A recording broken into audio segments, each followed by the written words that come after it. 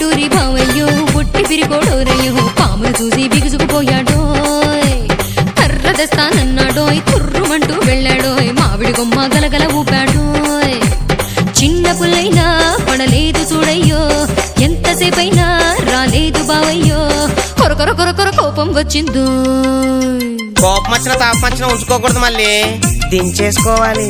ఏంటి దించుకునేది దాని బావ ఒట్టి పిరుకోడంట. ఇదిగో మళ్ళీ మీ బావ సంగతి మాకెందుకు, ఆ బావ సంగతి ఏమైందో చెప్పు.